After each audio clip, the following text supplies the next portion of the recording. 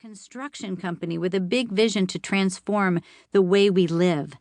This book is made for you. I have to be honest with you, scaling your dream is almost impossible. Most of the time, the safety net is non-existent. Nothing is underneath you to catch you, and this is why Allison wrote this book. She built you a net to catch you when you fall. She's here to ensure that you scale and not fail. I will never forget the day I spent with Allison at her office many years ago. She stood in front of me with a big black marker and a whiteboard and showed me what my work could do for the world. She found the proof I was missing when my struggles and fears would wake me up in the morning waiting for the battle. I saw the vision of what was possible for the first time. In Allison's fashion, she made it seem simple, easy, doable, and you know what else? Fun. I realized then that the invisible force that surrounded Allison was her ability to have fun even when scaling and doing impossible things.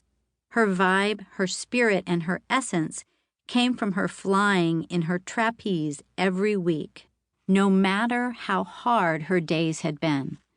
She has taught herself to fly even on the days that she was falling, maybe even especially on those days. As I read this book, I realize that she took all of her flying experience and made it into words so that you too could tap into this invisible force as you find your way to scaling your big dream.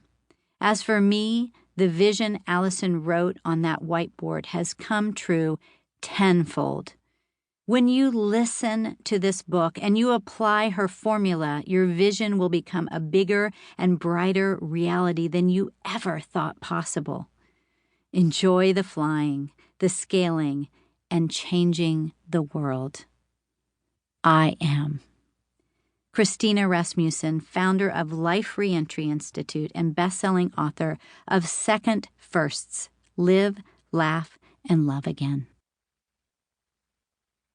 Introduction. Oh, what if I fall? Oh, but my darling, what if you fly? Erin Hansen, young poet. Scaling a business has many similarities to swinging on the flying trapeze. I should know, as an adult I have learned to do both. On the trapeze you must climb a 35-foot ladder to reach the top.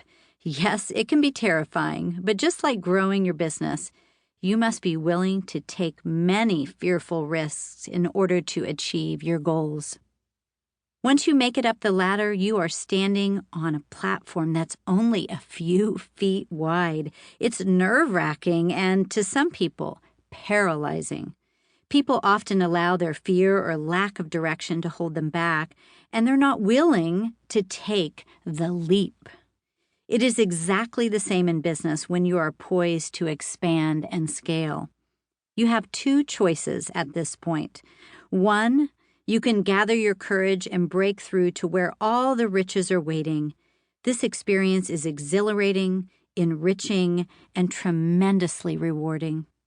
Or two, you can get stuck on the platform and tell yourself every reason why scaling is not a good idea. In this scenario, you go nowhere.